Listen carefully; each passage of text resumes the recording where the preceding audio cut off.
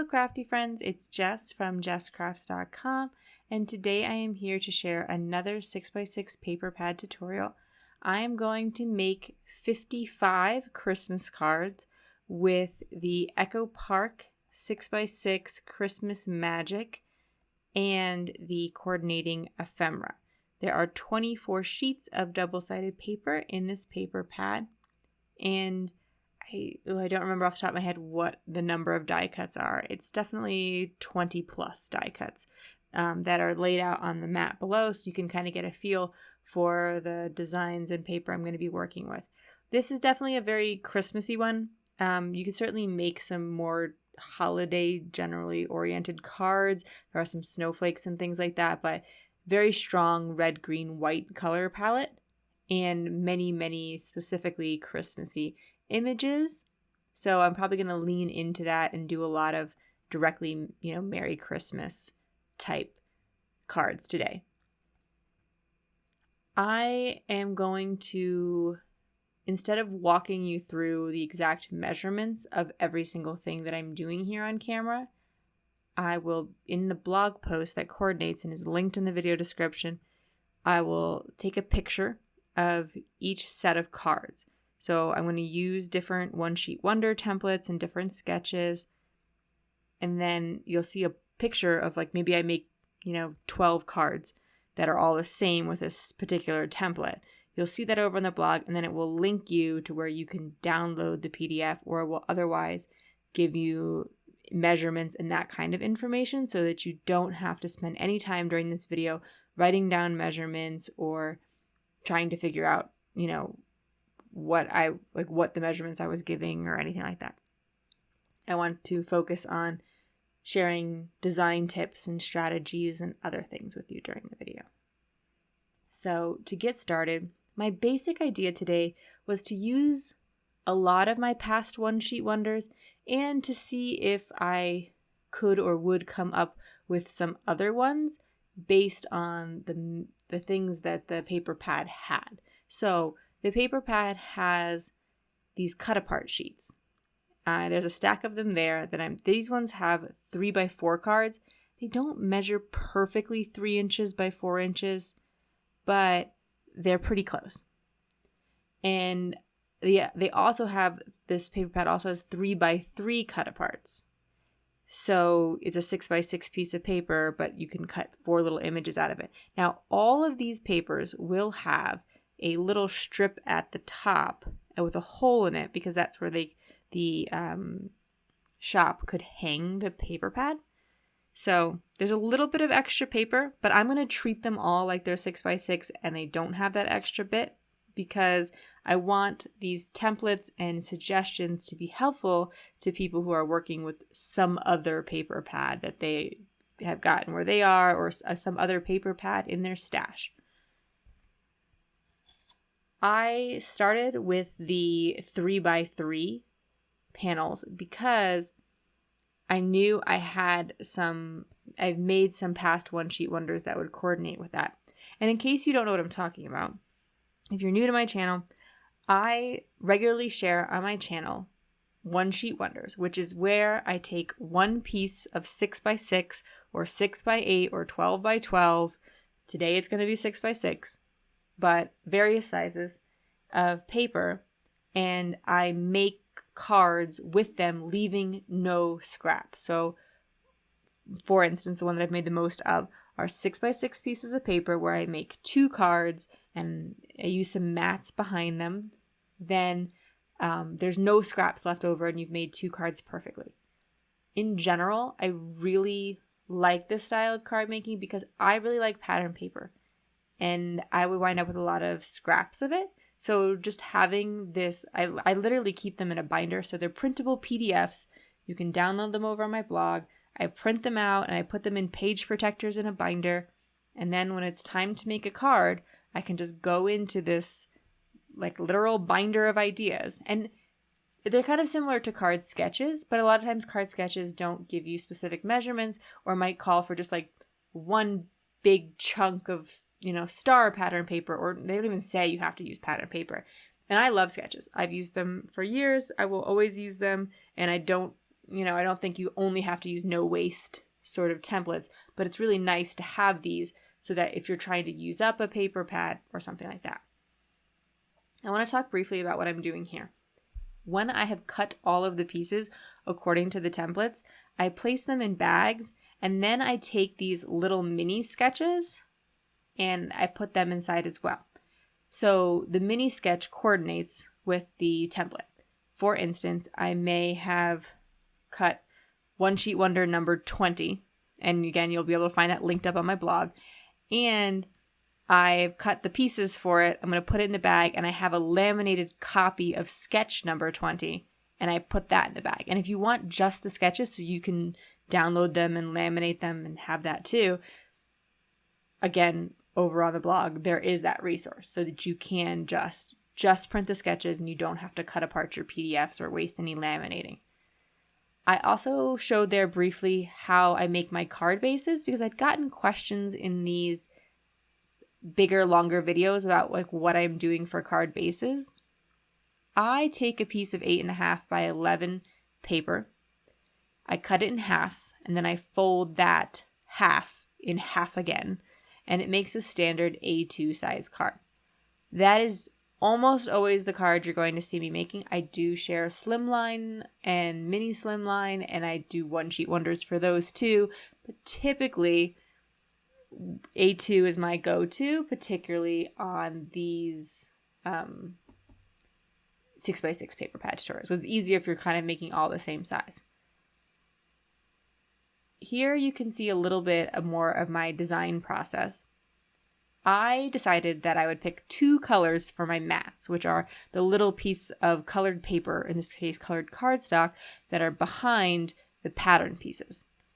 And picking just 2 keeps things a little bit more streamlined and allows them to go a little faster. Like I said before, this paper pad is very heavy on the red and green. So I picked a red and a green from my stash that I liked. For reference, most of my colored cardstock is going to be Recollections 110 pound and from Michaels. So it's nothing super expensive or fancy, but it is thick enough to like hold up well and act as a good layer. It's quality. There are other really nice cardstocks out there that come in many more colors, but at this point, Michaels has expanded their 110 pound line such that there is a decent number of colors available. I picked a green and a red, and I, for instance, here I was making, I think it wound up being 16, or no, I think maybe 12. 12 cards with this One Sheet Wonder number 20 design. And so I cut some of the mats green and some red, and then I held up each cut apart to the green or the red and decided which one I thought looked better against. Certain things are more like easy rules to pick out about that. For instance, if the background is green, I'm probably going to choose red as the mat and not green because it will pop off of that more. So here with this red snowflake paper, I'm going to choose a green mat so that it pops off more. But occasionally I'll break that rule, but that's going to be one of my sort of general rules that I use for this. Also, when you may have wondered, why did I put some of these in bags when I cut out the pieces? One, not to lose them, because if you're not assembling everything right away, if you're kind of in the design process where you're trying to just think of a bunch of ideas rather than stopping to tape everything down, which is more my personal style, it can be nice to have them bagged up so you don't lose the pieces, you don't lose your idea. Other reason is so that you can craft outside of your typical crafting space, because you can take those pieces of pattern paper and pieces of cardstock that are pre-cut and glue them together while you're watching a movie with the family or camping or, enjoying outside, things like that. I do notice that a lot of the Christmas videos are become popular again in the summer. So I think a lot of people like to do Christmas crafting or holiday crafting in the summer. So perfect way to enjoy some sunshine there. When I do mass assembly, I do tend to line things up and just put like glue, or in this case adhesive. I use Scotch ATG. It is relatively cheap. It holds pretty well. I have to buy refills, but I don't have to buy like whole new plastic dispensers every time. There are some liquid glues out there that are good as well. I do like Barely Arts liquid glue, but I don't tend to use it for all of like the gluing of paper layers. You certainly can. There's plenty of adhesives that are great. It's just the Scotch one, I find the refills are some of the least wasteful that were available when I started crafting, and the cheaper ones, or the cheapest ones at the time. When I am assembling these cards, I wanted to share some other little tips. Sometimes I'm only going to be assembling one on screen, so you'll see that it looks more like I'm, just taping down each element, laying it on this mat. But often what I really will be doing is just lining up like so One Sheet Wonder number 20, which was one of the first ones I did, has these really thin 1/2 inch strips that are then matted on 3/4 inch mats. And so I will just line up like a whole bunch of the 1/2 inch strips, maybe 7 or 8 at a time, and pull the tape down on all of them and then stick them all to the mat. Do it very formulaic, very quickly like that. Also, I will use cardstock scraps to help pop up some elements. So a lot of times people like to use foam tape to put underneath things to give them like a bit more dimension, make them stand out a bit more. But I take 2 layers of thick cardstock scraps. So like once I've cut all my mats, maybe I'm left with a little like 1/2 inch by 11 strip or something big like that. And I'll glue those, like I'll cut it in half and glue it together, and then I'll use that to pop something up. I've done it in plenty of videos, and so you'll see explanations of that more often. What I'm doing here, and I do want to stop and talk about this for a minute, is these are the cut aparts, but not all of them have a sentiment that I like or that is good for my purpose. So for instance, these ones that are turned over as snowflakes right now, on the back they have this really cute deer who I liked a lot, but the sentiment said reindeer kisses and holiday wishes. And it's just not a sentiment that I wanted for my cards. Some people probably will really like that sentiment and they'll just go ahead and use it. But I'm going to donate a lot of my cards. So a lot of my cards are going to go to organizations that serve children and seniors and are people who I don't personally know. And so that sentiment feels a little bit more familiar than I would give to a stranger. So I am going to instead cover it up or use the back side. Sometimes you can just easily cover it up, but in the case of the reindeer, in order to cover up the sentiment, I would cover up the reindeer or it would look a little unbalanced, so I just turned it over and then I paired it with one of the one of the ephemera die cuts. If you don't want to do any stamping, because later on I will be stamping some images and I will complete some cards with stamped and colored images, I would suggest buying 2 packs of the ephemera. I often find, having used several paper pads completely, like in their entirety, that if I only buy 1 pack of ephemera per 1 pack of paper, it is never enough. I would generally find 2 packs of ephemera would probably be more appropriate. Once I used all of the cut aparts and I picked One Sheet Wonders that were specifically geared towards them, I was left with a lot of pattern paper and a lot of die cuts still. And then I'm going to go forward and I'm going to be able to choose One Sheet Wonders or other sketches or create, because I will also be creating some different I'll be creating at least one new One Sheet Wonder during the video. A little bit more freedom because I don't have any specific size that I'm tied to already. In terms of because when I had the cut aparts, I had to have a 3x3 element because the cut apart was 3x3. This is the new One Sheet Wonder that I'll be sharing. It's very similar to an old one that I've done before, and I think actually to I think I'll even use the similar one in this video. But you take a 3x3, which it was the same size as my cut aparts, but it also just happens to be a great size to work with 6x6 paper in general because it creates a nice sizable focal point. And when you cut down those two 3x3s, so you're using 3x6 inches of the paper, then you can take the other 3x6 and cut it into 1.5x5, and you get 2 strips because you need 2 of everything if you're going to get 2 cards from one sheet of paper. But it leaves you with this 1 inch by 3 inch bit. And in the past, I've cut that down to make like a thin long strip and did a 1 sheet wonder. But this time, because I didn't want a separate place for my sentiment, and typically I would stamp my sentiment there in the other sketch, the other times I've used it, I instead cut it to 1.5x1. And again, you don't have to pay attention to these measurements. But that allowed me to tuck it underneath here and create this little banner. Technically, there's a scrap from cutting that banner.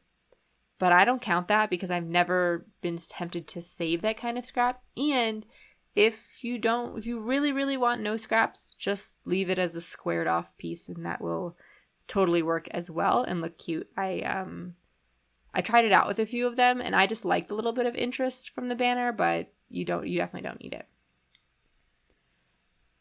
Also, something that I'm doing as I'm assembling the cards, and I did it on that last one there, is the center 3x3 panel was straddling the long strip in the center.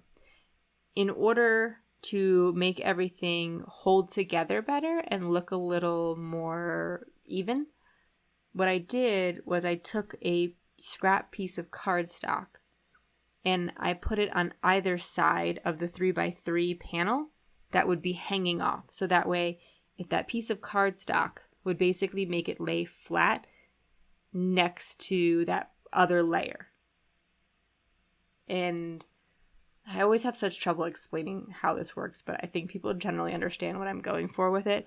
But it means that all the layers will be the same because you've popped up the partial part of the layer with the cardstock and it will lay flat across. So anytime a top element is going to overhang the element below it on the card, propping it up with a bit of cardstock will make everything stick better and will also make everything appear more smooth. You can also do it with 2 layers of cardstock if you find that that's not quite thick enough, but generally 1 layer of cardstock seems to do the trick for me. This is I don't know if I'm going to turn it into a PDF template, but it was another way that I was able to use the scraps of, I wanted a nice large background because there were these really large die cuts in the ephemera. And in order to make that work, you leave a lot of small strips. So if you want to cover a card with a full panel, that would be 4.25 by 5.5. Usually I see people leave a mat around it or something, and that would bring you down a little bit, but it creates these kind of awkward about 2 by 6 inch strips that are hard to figure out what to do with. So there I kind of showed a card that is created by chopping up some of those strips and the measurements, and I'll talk a little bit more about that in the blog post so it'll be more clear what I did with that combination. I'm going to be pulling together some of these Frosty fairies from Fawn. I stamped 9 of them on a sheet, but then 2 sheets, so I have 18 fairies in all. And I'm going to Copic color them. If Copic coloring is not your thing, or stamping and coloring is not your thing, if like I said, you could just buy another pack of the ephemera, and I think that would carry you through to the end of the paper pad, no problem. But I did not want to wait for more ephemera to come in, and like I said, I do like stamping. So I stamped these in a Copic Safe ink. Specifically, I used MFT Black Licorice Hybrid, and on a Copic friendly paper, in this case specifically Nina 80 pound. That is my preferred. For a long time, I tried to color on cheaper paper, but I kind of recently gave in to the idea that the better quality paper really gives me a better blend and makes things like I can color faster on it. So I found it to be worth it. I am doing really simple coloring on these little fairies. All of my marker caps are off to the side there, and I will try to make sure I include them in the blog post and or video description. If I don't, please just remind me and I'll try to go back through and get them for you. But I wanted to make these fairies not Caucasian. The general look I was going for was a black skin tone. However, there's no people of the same race look exactly alike. There's so many skin tones with any one race. But in general, I just wanted to mix it up because what I find is when I'm donating cards, there are certain races that are less likely to be represented. And so I try to make sure to include those because the organizations that I donate to have commented on that they find it helpful. They don't get a lot of a stamping or coloring that represents minority groups. And so that's part of my motivation here. I am giving her some curly hair in her bun to better represent more authentic black hair. But otherwise, there's really not any modifications needed to the stamp set. I am working on my next design, but I'm kind of steering away a little bit from the standard one-sheet wonders that I have created in the past. And I'm just kind of working with some new shapes and ideas to see if I come up with something different here, and that might be like a future template. 3x3s, as I said before, are really great when you're working with 6x6 pattern paper because they create that nice big focal point, and yet they leave enough of a chunk of paper that you can do some other interesting things with it. Also, 2x3s, I've used those, and so I'm doing this combination of 2x3 pieces and 3x3 pieces. But I need 2 2x3s and 1 3x3. And if you do the math on that, that does not make a one-sheet wonder. You need to cut a few papers for it all to even out, which is fine in terms of this because I can, make multiples of the design, but it's not as helpful if somebody's looking to use just a single sheet of 6x6 paper up. Here's where I'm doing that evening out again. You see that red gingham paper is overhanging the Christmas trees. I just popped a little piece of cardstock behind it so that nothing is lumpy or bumpy behind it. I do not have very many of the die cuts left, but I do want to make sure that they get used. So I will be pairing them with some of the fairies, particularly ones that work well as a sentiment. There were also, I believe, only 2 die cuts that ultimately I decided not to use at all, and I honestly just recycled them at the end because I did not have a purpose for them. One says December Memories, which to me is not a card sentiment, and the other one, I can't remember. I can see the one in the corner that I'm not going to use, but there's only 2. Normally, I would try to think of maybe some ways I could make it work, but because they really were text heavy, and because the back of them, there's nothing on them, they're white on the back, there's no way to you could flip it over and just stamp on it as a piece of white paper. But I instead decided to reach for some additional sentiments as my die cuts ran out. The sentiments that are in that box there to the left are from a Tailored Expressions set. I highly recommend this set. I won't be stamping it in the video, but I will link it in the video description. Basically, when you stamp it down, it stamps, I think, 11 different holiday-themed sentiments. Then you line up this single die on top of it, and it cuts out all 11 sentiments in one go. And they sell that little box that I had that lets you organize those sentiments. So then you stamp once, die cut once, you have 11 sentiments. You do that repeatedly, you have stacks of sentiments that you can just reach for when you are ready to finish off a card. And as you can see, that's very useful when you are working on a paper pad like this. Personally, I find that there are times where I maybe have some time to be crafty, but I'm a little bit more tired or distracted or whatever, and I don't want to come up with a brand new card idea or something like that. And so having things like that, like where you could stamp a bunch of images to color in the future, you could put together some of these little kits that you've made, you could stamp sentiments onto, you could either stamp them onto banners and die cut banners, things like that, but that's a little more complicated. Or you could do this where you just stamp that one stamp and cut a whole bunch of them, file them away, and you'll have them for the future.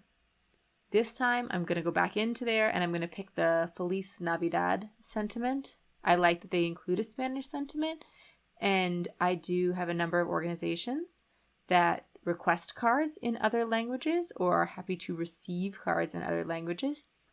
And over on my blog, you can find jokes to put in cards that are like, the jokes are in Spanish. I do not speak Spanish, but they have been proofread by other Spanish speakers so that they should make sense. Here, I do want to point this out because one of the only things I do not like about my paper trimmer, I have a swing line guillotine trimmer I've been using throughout this video, and in general, I quite like it. However, one of its biggest drawbacks is you can't cut really small strips of paper from other small strips of paper. So if I have a big piece of 6-inch paper and I just want to cut half an inch off, that's no problem. But if I only have a 1-inch strip of paper and I just want to cut half an inch off, I can't do that because the guide is in the way and you get really close to possibly hurting your fingers. And so please be careful and safe with any and all tools. Read manufacturer's directions. I am not an expert. I do not represent any of these tools, but I can't cut half an inch off an inch. So I had to pull in an X-Acto knife that is over there to the side, and I'm not being very safe with it because I did not close the blade. Again, don't follow me. I mean, use your tools safely, and yeah. So here I want to talk about finishing up the cards. As I mentioned earlier, you can get jokes on my blog that you can print out and put inside your cards. And so I have both this is where I realized that I never decorated these two cards because I flipped over the cut apart onto its backside. And because I was like, oh, I don't like the sentiment on this. And then I just never finished that card. And as you can see here, as I talked about how I don't always feel like making a finished card, I have some images colored and these are little die cuts that I've already cut out, and I just cut extras, and they come in handy for when you do things like that. Okay, back to my original point, how to finish off the cards. Over on my blog, there's winter holiday jokes and there's Christmas jokes. You print them out. It has a little message, a joke, and then another little message. So it's like, I hope you enjoy this Christmas joke. Tells a really corny joke, and then it says Merry Christmas, and you can sign it. And those are great for donating your cards and great for friends and family, but also if you want a more finished stamping look, I recommend these two sets. One is from Fawn. It's called Merry Messages, and the other is from Sunny Studio, and it is called Inside Greetings Holiday.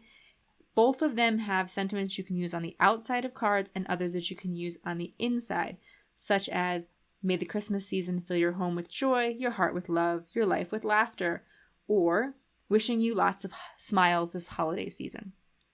So they give a really nice finish off to these handmade cards without you having to cramp up your hands writing in every single one of your now 55 finished Christmas cards. Again, all the information, the measurements, etc. are over on my blog. You can know how I made every single card so that you can duplicate them. You know how many it made, but I hope you really enjoy the ideas that come with it and all the links and sketches and PDFs that are over there, because those are the things you're going to be able to use time and time again, regardless of whether you have this particular paper pad or not. If you like this video, please give it a thumbs up and leave me a comment or share this video. If you'd like to see more videos about how to use your supplies, such as One Sheet Wonder tutorials, please subscribe and click the bell to get notifications. I will link all the products I can in the video description and link you to my blog where you can download any of the templates or get more information. For even more inspiration, come find me on Instagram or check out these 2 videos here at the end. Thank you so much for watching and have an amazing day. Bye.